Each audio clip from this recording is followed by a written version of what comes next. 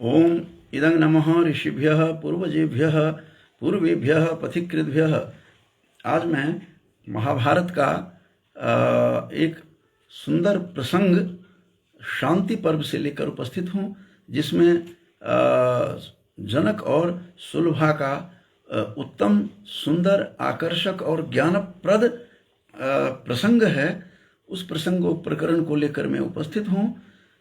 सुलभा एक प्राचीन भारत की एक महती विदुषी के रूप में, योगिनी के रूप में, ब्रह्मचारिणी के रूप में, संन्यासिनी के रूप में यह प्रसिद्ध हैं और वे समस्त पृथ्वी पर वह विचरण किया करती थी अपने ज्ञान से, और उस ज्ञान के प्रभाव से, ज्ञान प्रभाव से सुलभा इस जगत में प्रसिद्ध थी। यह प्राचीन भारत का यह एक नमूना है कि किस तरह की हमारी भारतीय नारी, किस प्रकार की नारी होती हैं और किस प्रकार से उन्होंने अपने ज्ञान प्रभाव से राजा जनक जैसे को के साथ भी शास्त्रार्थ करने के लिए उद्यत हैं। अब से इससे पूर्व मैंने जितने प्रकरण हमने बताए हैं वो प्रकरण सारा उपनिषदों से था, लेकिन यह महाभारत के शांति पर्व का विशेष रूप से अध्याय 320 जो है वह अत्यंत महत्वपूर्ण है, जिसमें सुलभा और जनक का अनुपम संवाद है। जीवन क्या है और जीवन से मुक्त होने के क्या क्या उपाय हैं, ये समस्त विचारों का यहाँ तथ्य प्रकट किया गया है। और सुलभा जैसी अद्भुत नारी इस धरा पर बहुत दुर्लभ हैं। यद्यपि नाम उनका सुलभा है, एक स्वयं प्रधान नाम के, उनके पिता का नाम प्रधान था जो महाभारत के शांति पर्व में आया है, और बहुत बड़े राजर्षि थे वो, और उनकी ये पुत्री हैं। तो राजर्षि थे तो स्वाभाविक था कि ये क्षत्रिय पुत्री के रूप में हैं। इनका खुद परिचय आया है, इसमें सारा प्रसंग आता है। और यह प्रसंग शांति पर्व का उस समय का है महाभारत का, जिस समय युद्ध होने के बाद, महान रक्तपात होने के बाद, और विरक्ति सी आ जाती है युधिष्ठिर में, क्योंकि स्वजनों का उन्होंने संहार देखा। तो स्वजनों का जब संहार देखने के बाद उनके मन में अपूर्व विरक्ति सी आती है युधिष्ठिर के मन में। युधिष्ठिर साक्षात धर्म के विग्रह थे, धर्म स्वरूप थे और धर्मराज के रूप में थे। उन्होंने सोचा कि इस राज्यपाठ से क्या लेना है, राज्य न किम, यह क्या फायदा, क्या है, क्या लाभ है। तो विरक्ति आ गई थी। तो भीष्म पितामह जो शरशैया पर थे, उनसे मिलने के लिए जाते हैं, और चूंकि उनको ज्ञान मृत्यु मिली हुई थी तो उन्होंने जा करके सारी बातें पूछी, और विरक्ति की बातें वो कर रहे थे। युधिष्ठिर, पांचों पांडव जब जाते हैं भीष्म से मिलने, उसी प्रकरण में उन्होंने पूछा, युधिष्ठिर ने कई सारे प्रश्न किए हैं, शंकाएं होती है, और फिर शंकाओं का भीष्म ने समाधान किया है, और फिर उनकी शंका निर्मूल होती है, और फिर वो अपने राज्य में प्रवृत्त होते हैं। वो प्रसंग, उसी प्रसंग में महाभारत के शांति पर्व का जो है जनक सुलभा संवाद, वह अपूर्व है और आकर्षक है, ज्ञानप्रद है, और इससे पता चलता है कि भारतीय मेधा किस प्रकार से उच्च शिखर पर पहुंची हुई थी। केवल मैत्रेयी की चर्चा तो हमने पीछे भी की है। मैत्रेयी और गार्गी अपूर्व विदुषी रही हैं, उपनिषद के जो पात्र हैं बृहदारण्यक के। लेकिन महाभारत के शांति पर्व में सुलभा नाम की जो ब्रह्मज्ञानिनी थी, सुलभा नाम की जो ब्रह्मवादिनी हैं, उनका प्रसंग यहाँ आया है।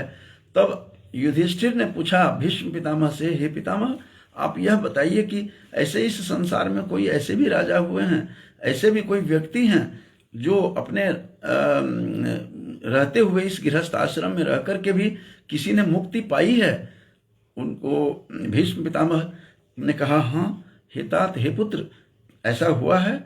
और ऐसे मिथिला के जनक हैं जो द्वंद्वैर मुक्ता गृहेष्वपि भागवत में जो कहा है कि द्वंद्व में से मुक्त होकर के, द्वंद्व से ऊपर उठ करके और घर में रहते हुए ही वो मुक्ति को प्राप्त कर लिए थे, गृहस्थी थे। और कल के प्रकरण में मैंने बताया था कि किस प्रकार से जो वेद व्यास के जो पुत्र थे शुकदेव जी भी विरक्ति में आ गए थे, विवाह नहीं करूंगा, फिर मिथिला जाते हैं, फिर 5 संतति होती है, उसका प्रकरण मैंने बताया था कल। तो ये प्रकरण इसी प्रकार युधिष्ठिर पूछते हैं कि ऐसे कोई हैं जो गृहस्थ आश्रम में रहते हुए भी मुक्त हो गए हैं। तो उन्होंने जनक का ही एक उदाहरण दिया कि जनक जैसा राजा, प्रतापी राजा इस धरा पर नहीं है। तो और उनकी सारी बातें उन्होंने बताई। तब सुलभा का प्रकरण वहां पर उठता है। सुलभा नाम की एक ब्रह्मचारिणी थी, सुलभा नाम की एक ब्रह्मवादिनी थी, ब्रह्मज्ञानिनी थी और सन्यासिनी थी। समस्त धरा पर वह विचरण करती थी और योग बल से वह सर्वत्र उनका गमन था। ऐसा भी कहा जाता है कि जनक के मन में जाकर के प्रविष्ट हो जाती हैं उस सूक्ष्म रूप से और सुंदर रूप धारण करके फिर उनसे शास्त्रार्थ करती हैं। और सुलभा को भी पता लगा कि इस धरा पर एक ऐसे भी राजा हैं जो अपने इंद्रियों पर निग्रह करके वो जितने भी 11 इंद्रियां हैं, पंच कर्म इंद्रियां, पंच इंद्रियां जो हैं, ज्ञान और मन जो है, ये सारे के सारी जितने भी इंद्रियां हैं उन इंद्रियों पर अपूर्व उनका नियंत्रण है। ये सुलभा ने सुना था। तो सुलभा की इच्छा हुई कि मिलने के लिए, तो ये मिलने के लिए सुलभा वहाँ उपस्थित होती हैं। और यह भी कहा जाता है कि उनके मन में प्रविष्ट होकर के फिर वो सुंदर स्त्री का रूप धारण करके, चूंकि योग बल से वो कुछ भी कर सकती थी, बहुत बड़ी योग की पंडिता थी। और तब जाकर के उन्होंने क्या शास्त्रार्थ किया है, उनके शास्त्र वो राजा जनक के पास सुलभा जाती हैं और सुलभा वहाँ जा कर के जब वहाँ पहुँचती हैं तो जनक ने उनको बहुत सारे प्रश्न किए। जनक ने उनसे पूछा कि आप कौन हैं, उनसे पूछा। और पहले तो स्वागत किया, पाद्य अर्घ्य आदि जो शिष्टाचार है वह किया, भोजन आदि से भी संतुष्ट होकर के उन्होंने पूछा कि आप, हे देवी, आप कौन हैं, माने का तुम हो कौन, और किमर्थम अत्र समागता, यहाँ पर आई किस लिए हैं, किसकी आप पुत्री हैं, ये सारा प्रश्न किया। और आप क्या वर्ण क्या है, जाति क्या है, सारा उन्होंने प्रश्न पूछा है। और सन्यासिनी चुपचाप मौन रहती हैं, सुलभा कुछ नहीं बोलती हैं। फिर महाराज ने कहा चलिए तो फिर मैं ही अपना परिचय देता हूँ। तब महाभारत के शांति पर्व से पता लगता है कि जो राजा जनक के जो योग गुरु थे, जिनसे उन्होंने सांख्य दर्शन का ज्ञान लिया था, उन गुरु की भी चर्चा होती है। और कहते हैं कि हमारे गुरु महात्मा महात्मा जो थे पंचशिख हैं, पंचशिख नाम के मेरे परम गुरु हैं। तो पंचशिख एक बार चातुर्मास्य के लिए यहाँ पर आए थे मेरे पास जनकपुर में, और उसी समय उन्होंने मुझे योग विद्या का शिक्षण दिया था, ज्ञान दिया था। और इसी से गुरु का पता लगता है कि पंचशिख नाम के भी कोई सांख्य पुरुष हुए हैं, सांख्य दर्शन के अपूर्व विद्वान हुए हैं। और सांख्य और योग उन्हीं से मैंने सीखा है। और फिर उन्होंने ही मुझे आदेश दिया कि तुम राज को त्याग करके जाना नहीं है, घर में रहते हुए भी वैराग्य के रूप में रहना है और विदेह के रूप में रहना है। ये तो थे ही वैदेहस्तु विदेहजः, जिसकी चर्चा मैं पहले ही अपने व्याख्यान में कर चुका हूँ। और इस प्रकार से थे कि उन पर कोई असर नहीं होता था, वो मुक्त की स्थिति में थे। शरीर रहते हुए भी उनके बारे में जो कहा जाता है कि एक बार मिथिलायाम प्रदग्धायाम न में दहति किंचन, कहने वाले कि मिथिला जल रही थी धू धू करके, फिर भी कहते हैं मुझे कोई असर नहीं मेरे ऊपर हुआ। वो योगाग्नि से उसको जला करके परीक्षण की बातें आई है अष्टावक्र गीता में भी। अष्टावक्र गीता का भी 8.2 का एक प्रकरण है, जो जनक की स्थिति क्या हो गई थी योगी बन करके, तो उनकी स्थिति कैसी थी। तो इसमें कहा गया है कि तदा मुक्तिर यदा चित्तम, ये जो मैं कोट कर रहा हूं अभी इस समय अष्टावक्र गीता के 8:2 का है, और कहते हैं तदा मुक्तिर यदा चित्तम न वांछति न सोचति न मुंचति न गृह्णाति न हृष्यति न कुप्यति। ऐसी जब अवस्था आती है, गीता में भी, श्रीमद् भगवत गीता में भी ये बातें, इस तरह का प्रसंग है कि न मुझे कोई हर्ष है, न च हर्ष न विस्मय की बातें आई है। ये अवस्था मुक्तावस्था है, जीवन मुक्ति की अवस्था है। और कहते हैं कि फिर दोहराता हूं कि तदा मुक्तिर यदा चित्तम, मुक्ति तभी मानी जाती है जब चित्त की अवस्था कैसी हो जाती है, न वांछति, न कुछ मांग करता है, न कांक्षति, और न सोचती, न उसको कोई शोक होता है, और न मुंचति, न तो वह छोड़ता है, त्याग करता है, न गृह्णाति, जो ग्रहण नहीं करेगा वो त्यागेगा कैसे, न हृष्यति न कुप्यति, न उसको कोई हर्ष होता है, और न कुप्यति, न क्रोध होता है। यह अवस्था मुक्तावस्था की स्थिति को यहाँ मैं थोड़ा सा रिसर्च स्कॉलर्स के लिए बता दूं कि 8 जो अष्टावक्र की जो लिखी हुई गीता है, अष्टावक्र गीता, उसके 8:2 का यह संदर्भ था। तो सेल्फ रियलाइजेशन का ग्रंथ है ये, और गजब का यहाँ पर अद्भुत वर्णन है सुलभा और जनक का जो संवाद है, और आत्म जो ज्ञान का, आत्मक ज्ञान क्या होता है उसकी सारी चर्चा यहाँ हुई है। और इसमें जो सुलभा के बारे में जो बताया गया है कि सुलभा से उन्होंने जब सारे प्रश्न किए कि तुम कौन हो, कहाँ से आई हो, किस लिए आई हो, और किसी अपना परिचय जब नहीं दिया तो उन्होंने स्वयं परिचय देना शुरू किया राजा जनक ने कि हे सुलभे, आपको मैं बता दूं कि मैं कौन हूं, मैं ही अपना परिचय देता हूं। जब बताया है उसने कि पंचशिख का मैं शिष्य हूं, उन्होंने सांख्य योग मुझे पढ़ाया, और पढ़ाने के बाद यह भी आदेश दिया कि तुम्हें राजपाट छोड़कर के भागना नहीं है, जो मुक्त होकर के घर में ही रहना है। तो इसीलिए भागवत में जो, जैसा कि मैं बार बार कहता हूं कि द्वंद्वैर मुक्ता गृहेष्वपि, वह द्वंद्व से मुक्त होकर के घर में ही रह करके वह जीवन मुक्त हो गए थे। विदेह थे, देह रहते हुए भी देह का भान नहीं था। ये सारी चर्चा इसमें हुई है, विस्तार से मैं संक्षेप में ही बता रहा हूं कि महाराज, जब इसके पश्चात महाराज ने अपनी अंतः स्थिति का पूरा परिचय दिया उन्होंने कि मैं कौन हूँ, क्या हूँ, ये मिट्टी पत्थर और स्वर्ण में मुझे कोई वैषम्य नहीं लगता है। कोई मुझे मेरे शरीर को एक तरफ से, एक शरीर को चंदन लगाए, इस शरीर में जो 2 हाथ हैं, 2 भुजाएं हैं, तो एक भुजा में कोई चंदन लगा रहा है, या मुझे कोई जैसे जो कारपेंटर हैं उसको छीलते रहते हैं, उसको रगड़ते हैं उसको, और उस प्रकार से या तो मुझे हाथ का एक भुजा को कोई चंदन लगा रहा हो और दूसरे में काट रहा हो, तो मुझे दोनों की स्थिति समान लगती है। न तो मेरे हाथ को काटने वाले पर कोई पीड़ा है, न ही उसके प्रति कोई द्वेष है कि कौन काट रहा है, और कौन चंदन लगा रहा है इसका भी मुझे कोई फर्क नहीं पड़ता, वैषम्य नहीं जान पड़ता, मुझे विषम की स्थिति नहीं लगती है मुझे। और कर्म से लाभ होता हो तो भी उसकी अपेक्षा न करना, और कर्मों का जो प्रयोजन है न रहा तो भी न त्याग करना, मतलब न तो हर्ष है, न मुझे किसी प्रकार का विस्मय की स्थिति में मैं रहता हूँ। ये सारी बातें उन्होंने अपनी बातें बताई है, और बताने के बाद महाराज ने इस प्रकार अपना परिचय देकर पुनः पूछा कि आप में योग का प्रभाव दिख रहा है। हे सौम्य, उस सुलभा को कहा कि आप में मुझे ऐसा लग रहा है कि योग का प्रभाव दिख रहा है कि बहुत बड़ी योगिनी थी, योग विद्या की वह कुशल थी, सूक्ष्म रूप में अपने वेश बदल लेती थी, और मस्तिष्क में भी प्रविष्ट करके जनक के साथ अपना ऐसा संवाद किया, अपने अनुकूल बना लेती है।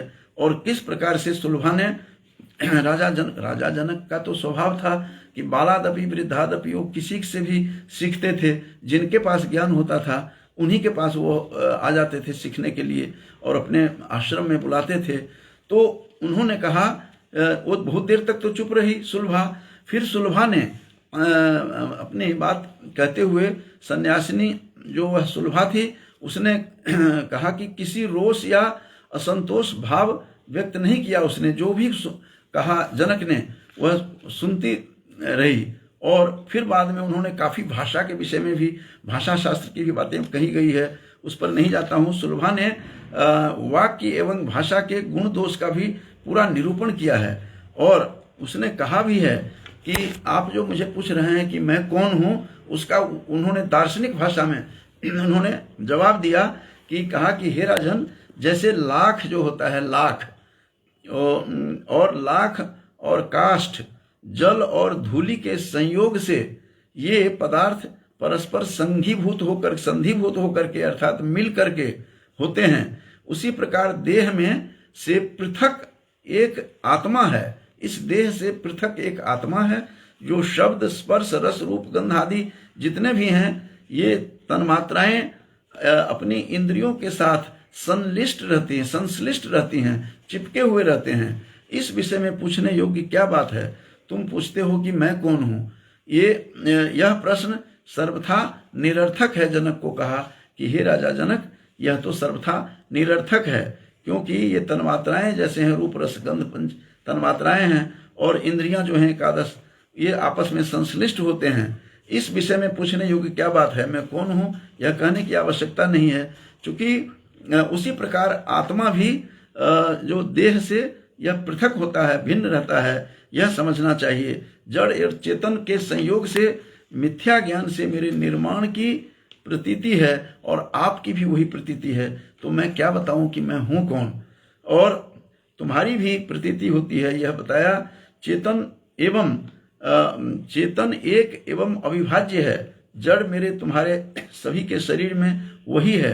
रेत के कारण एक दूसरे से लगे होने पर भी परस्पर एक दूसरे से भिन्न है। यह उन्होंने दार्शनिक भाषा में सुलभा ने राजा जनक को, एक बहुत बड़े दार्शनिक वे स्वयं थे, और उनको अपना परिचय दिया। और फिर जब नेत्र अपने को नहीं देख पाता, रसना स्वाद नहीं ले पाता, जितने भी इंद्रियां का जो कर्म है, तत्त कर्मों से वह विरक्त इंद्रियां हो जाती है और इंद्रियां भी एक दूसरे को नहीं जानती। जैसे नेत्र बाह्य सूर्य के प्रकाश के बिना तो वह देख ही नहीं पाती है और वस्तुओं को देखने में असमर्थ है, वैसे ही इंद्रियां भी बाह्य पदार्थों की अनुभूतियों के लिए गुणों की आवश्यकता इसमें नहीं होती है। कर्मेंद्रियां 5, ज्ञानेंद्रियां मन, बुद्धि, सत्व, अहंग, अविद्या, प्रकृति, व्यक्ति, प्रकृति भी अष्टधा कहा है गीता में भी, प्रकृति अष्टधा, और द्वंद्व आदि अनुभूति की शक्ति, ये काल, विधि, वीर्य, बल, ये जितने भी हैं, ये 30 यहाँ पर उन्होंने सप्तधा प्रकृति कहा है, यद्यपि गीता में अष्टधा प्रकृति कहा गया है। और ये 30 गुण हैं, ये 30 यदा जहाँ संधि भाव में हों, जहाँ एकत्र हों, एक मिल जाए, जैसे लाख और धूल आदि जब मिल जाते हैं तो एक दूसरे से पृथक नहीं होते, उसे शरीर कहते हैं। अव्यक्त प्रकृति ने उपर्युक्त गुणों को स्वीकार करके जो व्यक्त रूप बनाया है, वही मैं हूँ, तुम हो और दूसरे लोग भी हैं। तो जो आपने जो प्रश्न किया है हे राजन, हे जनक, कि तुम कौन हो, तो मैं क्या बताऊं कि मैं कौन हूं। आत्मा इस देह से पृथक ही है, आप जानते हैं। तुम्हारा यह प्रश्न ही व्यर्थ है, आपका प्रश्न ही ठीक नहीं है, जनक को कहा। और इस प्रकार तत्व ज्ञान का विविध भांति बहुत प्रकार से उपदेश करते हुए सन्यासिनी ने बताया कि मैं जाति से क्षत्रिय हूं और मेरी जो उत्पत्ति शुद्ध रूप से हुई है, मैंने योग्य वर न मिलने के कारण, क्योंकि मेरे समरूप कोई वर नहीं मिला मेरा लड़का पति के रूप में, तो इसीलिए मैंने वर्ण नहीं किया, मैंने विवाह ही नहीं किया। मेरे पिता प्रधान नाम के थे, प्रधान नाम था मेरे पिता का, प्रधान नामक राजर्षि के कुल में मैं उत्पन्न हूँ। तो राजर्षि थे, राजा भी थे, ऋषि भी थे, इसका मतलब मैं क्षत्रिय हूँ, स्वतः सिद्ध हो जाता है।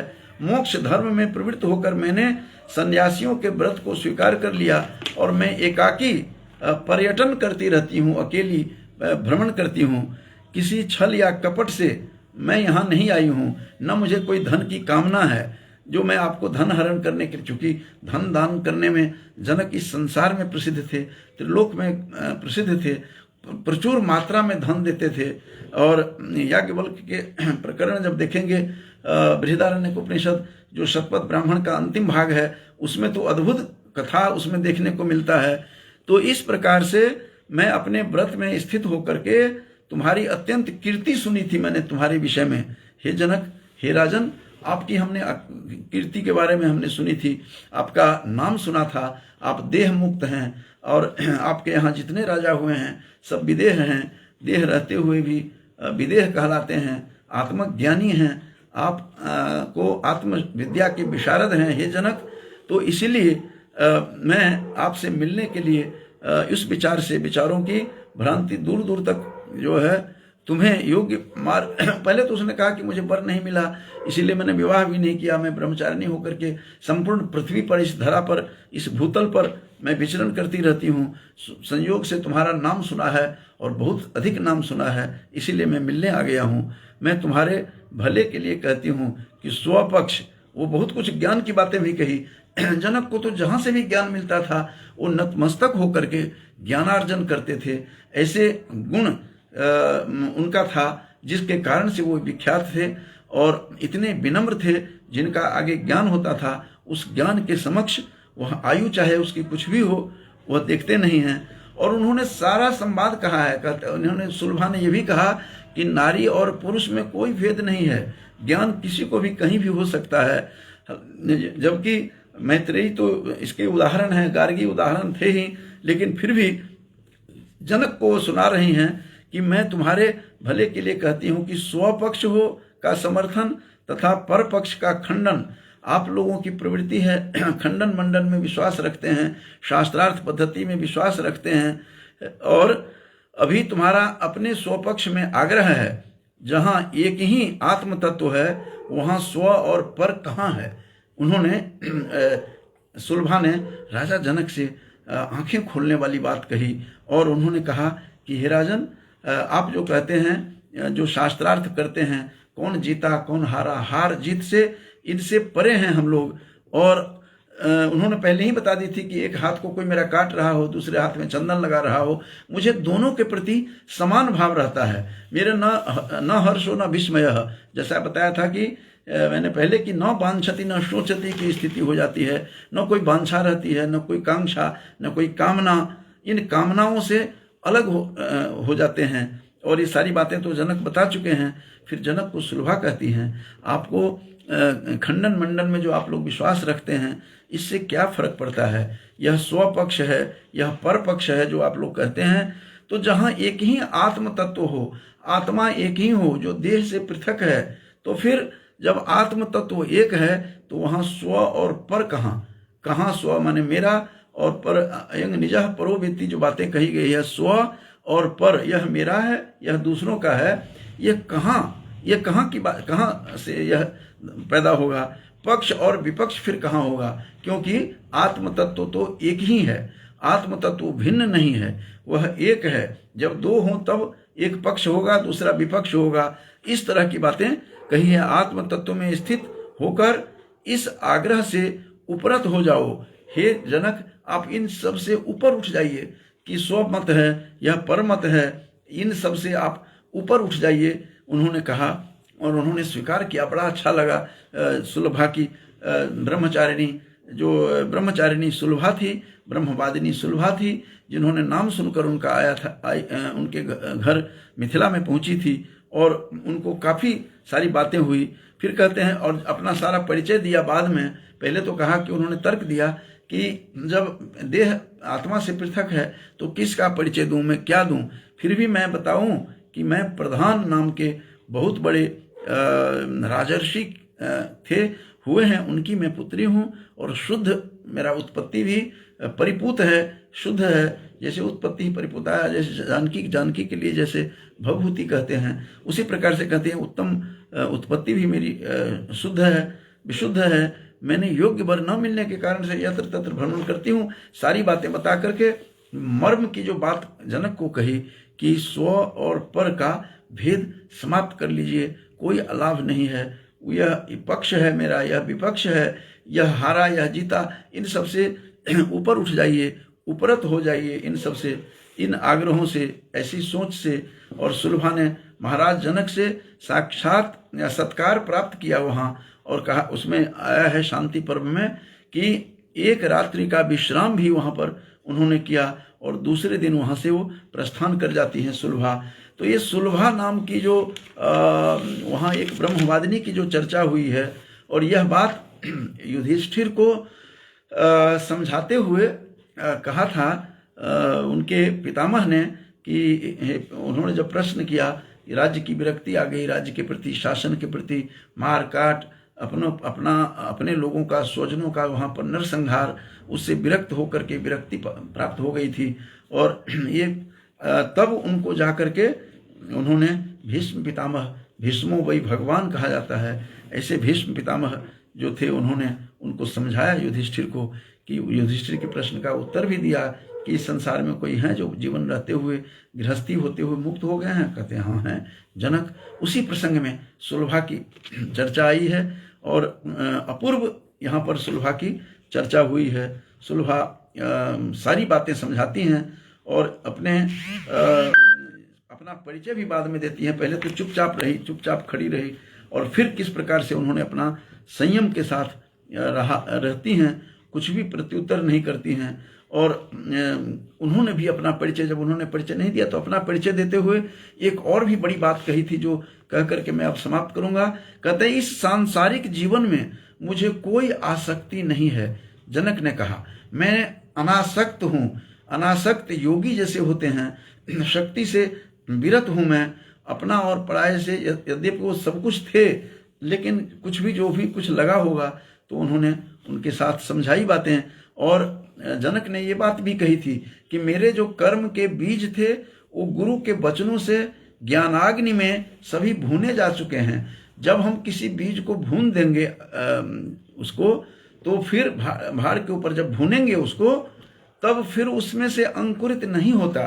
तो इसीलिए कहते हैं कि मेरे जितने भी कर्म का तो फल मिलता है, लेकिन ये कहते हैं कि कर्म का फल क्यों नहीं मिलता मुझे, तो कर्म बीज गुरु के अपने वचनों से, जो उनके गुरु थे, जिनके महात्मा पंचशिख की चर्चा आई है, जो पंचशिख जो बहुत बड़े सांख्य और योग के दर्शन के अपूर्व जो थे, ज्ञानी थे, स्कॉलर थे बहुत बड़े, कहते मेरे कर्म के बीज उसी गुरु के वचनों से ज्ञानाग्नि में भुने गए हैं। तो भुनने के बाद तो वह फिर पुनरुत्पत्ति उनकी नहीं होती है, तो कर्म का फल और नहीं मिलता मुझे, जिसको गीता में भी कृष्ण ने बार बार कहा है कि न माम कर्माणि लिम्पन्ति न च मे कर्म फले स्पृहा। न तो कर्म मुझे लिपटता है मेरे शरीर से, और नहीं मेरी कोई स्पृहा है, किसी तरह की इच्छा नहीं है। न हर्षो न च विस्मय की स्थिति है, न मेरे पास, जैसा कि मैंने कोट करके बताया भी था कि न वांछति न सोचती की अवस्था होती है। तदा मुक्तिर यदा चित्तम, जब चित्त की अवस्था न वांछति न सोचती की स्थिति में आ जाए, तभी जाकर के वह पूर्णता को प्राप्त होते हैं। और इस प्रकार से दो महात्माओं का यहाँ पर मिलन हुआ दिखाया गया है, और शास्त्रार्थ दिखाया गया है, बातचीत दिखाई गई है, संवाद दिखाया गया है। और सुलभा एक संयमी नारी थी, संयम से भी थी। तो सुलभा के बारे में बहुत, जैसे मैत्रेयी सब उपनिषदों की नारी प्रसिद्ध हैं, तो सुलभा भी महाभारत की नारी जो प्रसिद्ध हैं, जो पंचशिख का नाम मुझे इसी से पता लगा कि राजा जनक तो गुरु जो थे वो याज्ञवल्क्य के बारे में बात बताई गई है, लेकिन यहाँ पंचशिख की चर्चा आई है, जो सांख्य और योग के बहुत बड़े दार्शनिक थे और आत्मज्ञान हो गया था उनको। और कहते हैं मुझे मिट्टी, पत्थर, सोना, इसी से कोई कामना नहीं है। मेरे एक हाथ में चंदन कोई लगाता है कि मुझे कोई काट रहा है मेरे हाथ को, दूसरे को, मेरे पर कोई असर नहीं होता है। तो मैं इन सब से परे हो चुका हूँ। ये सारी बातें जो हैं दार्शनिक, अद्भुत दार्शनिक चर्चा सुलभा और जनक के मध्य हुई है, वह निश्चित रूप से पराकाष्ठा तक पहुँचाया है। ये हमारा भारत था। लोग कहते हैं बेटी को पढ़ाओ, बेटी बचाओ।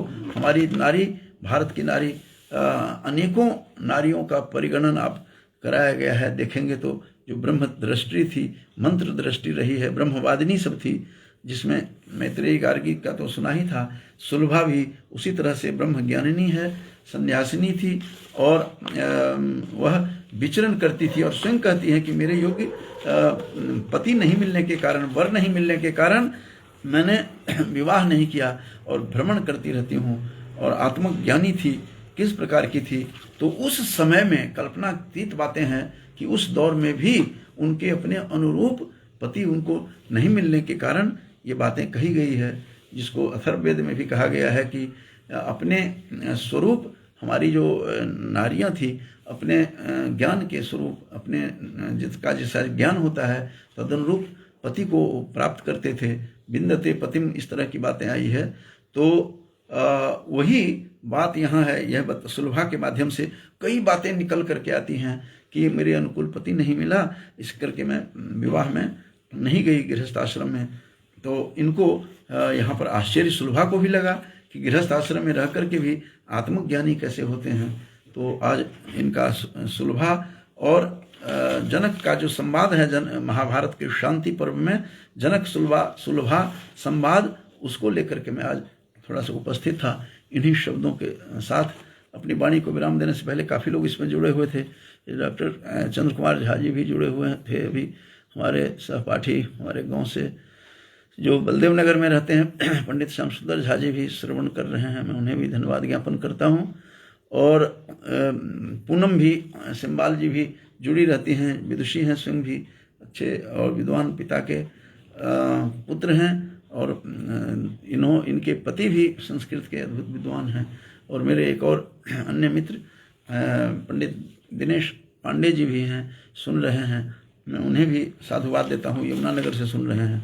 मैं सबको साधुवाद देते हुए आज का जो मेरा विषय था, एक नूतन विषय कि महाभारत में जनक और सुलभा का संवाद क्या है, उसको लेकर के मेरा इष्ट यही था कि मैं आप लोगों तक प्रस्तुत करूं। इन्हीं शब्दों के साथ मैं अपनी वाणी को विराम देता हूं। बहुत बहुत धन्यवाद।